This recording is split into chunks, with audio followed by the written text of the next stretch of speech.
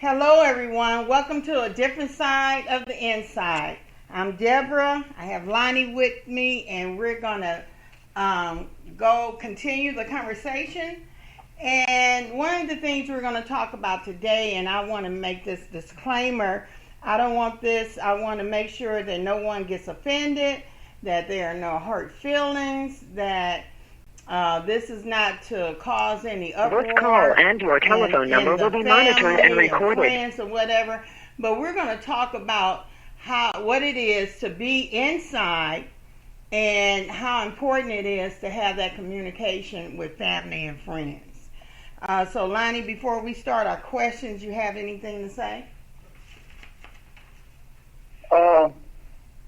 Basically, everything that I usually say in the introduction is thank everybody for listening, and just like you said earlier, we've been getting rave reviews. So the more and more reviews we get, the more and more exposure we get, so the more and more the possibilities of us landing the professional attention that we're seeking. And, enlightening, the viewers on a lot of the things that goes on the inside. So, thanks. Yes, and this is important because our goal is to get these young men a resentencing or released. So we want to keep that in mind as we go through these segments. Okay, let's get started. You ready? Yeah, absolutely. All right. First question is, since you have been incarcerated, how has the communication been with your family and friends? Well, in the beginning, it was good, especially with my older sister Mary.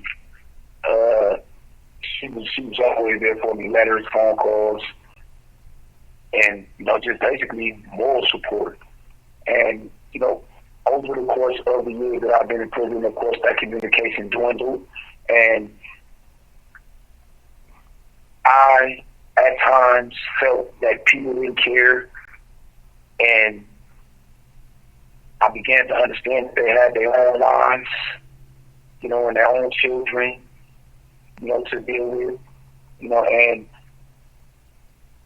I understood it from that standpoint, but at the same time, I just felt there should never be years without a letter or a card or something.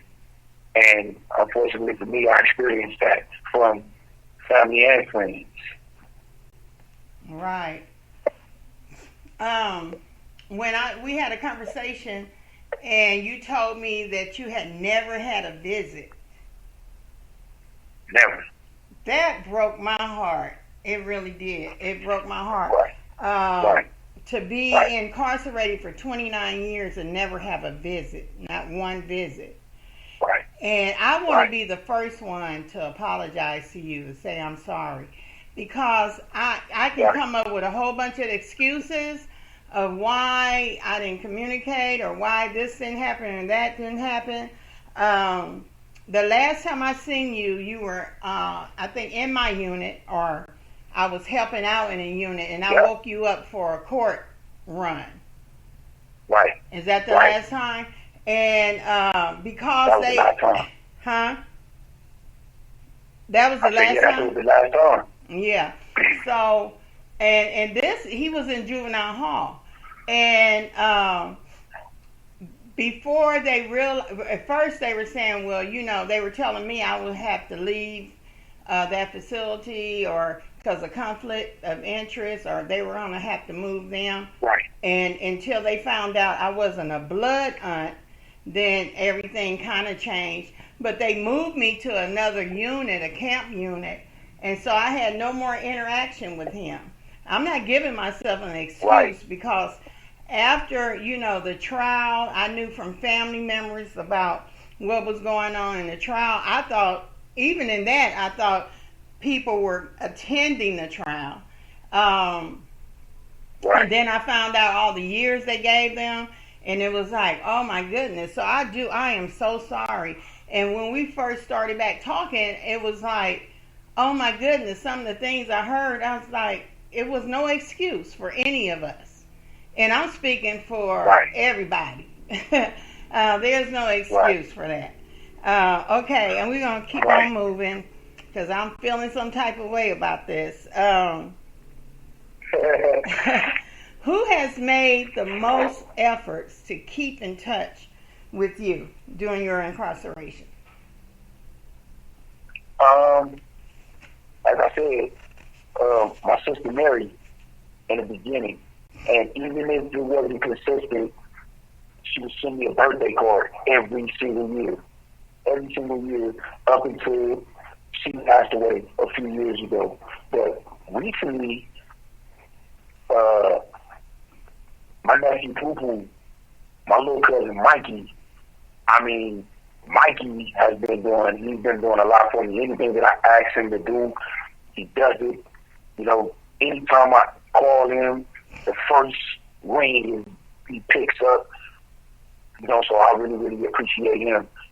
My sister Tasha, and I love the way that she loves me. I love the way that she keeps me in check and stuff like that. And my cousin Antoine, who a couple years ago got out of prison. So he's been consistent, in our communication as well. My cousin Tanisha, she really, really communicates with me a lot and asks about me a lot. So that feels good. But that's been recent, but because now you're talking about recent communication, right? You're talking about recent communication in the past couple of years, yeah, I'm talking about recent. Past year or so. Yes. Okay. Yeah, but also my niece that passed away a couple of years ago. You know her as well, my niece Tarika. It seemed like every time I got on the phone, she said, I sent you a letter, or I sent you some pictures and stuff like that. And these things happened for years, once she became a young teenager and stuff like that. So, yeah, I really, really appreciated her as well. But, in recent times, those people that has put forth the most effort to stay in contact with me. Yeah. So, because we're talking about recent time, so how was it, because you mentioned in one of our segments about how it felt when people were getting letters and you never got a letter. Right. So tell me how it felt about the visiting, because that's a long time to have no one coming to see you. Right. I don't even really think I can explain it to you. I do my best, but that's been one of the most difficult. This call and your telephone number will be monitored and recorded. That's been one of the most difficult situations that I've been in probably since I've been in prison, is not being able to hug someone that I love in the prison room and take pictures. And that's been difficult. And, just seeing people come back with their pictures and, talking about their business and stuff like that, it was kind of envious. I can imagine. Now, I had your cousin, who is my son. Right. He was in prison, and we went to visit him a lot, and all that we were talking about. I can't fathom not seeing him, for that long a period. He was in there like 18 months, and I was going crazy as a parent. But you were in a situation where both of your parents and grandparents were gone, and so I really believe if they had been alive, it would have been different. But it's important, and I just want to throw that out there. And Lonnie's going to have some last words when we finish this segment, before we finish. And I just want to throw that out there. It's important. It's really important that the people that we love, if they're incarcerated, we can talk about, you shouldn't have went there. And I know about the tough love and all that stuff. If you're not going to visit, write letters. If you're not going to do something, have some kind of communication continually going, because this is a mental thing that goes on in the prisons. And when I was working in juvenile hall, the children that had visits were a lot easier to deal with than the children that had no visits at all, because they would act out. Because like I said, it's a mental thing. You know, you sitting there, you watching people come in and out, and it's an uplifting thing to have that time. It's a bittersweet type thing, but it's an uplifting thing to have that time with family every now and then. And I'm gonna hush and get back to our questions.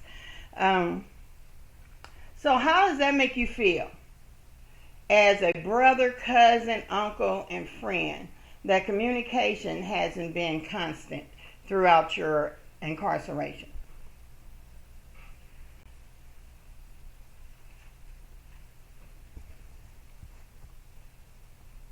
Oh, I think the call dropped. Let's see what happened. Okay, we're back. We had the phone cut off, and so we're back.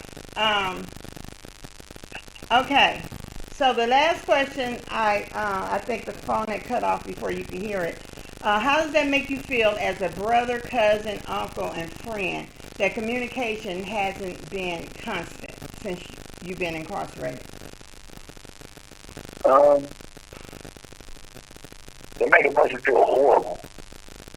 It does. And, you know, it's just a sense of loneliness, you know, from the people that you feel that you love the most in the world. And, you know, I try to come up with every excuse or every explanation for people.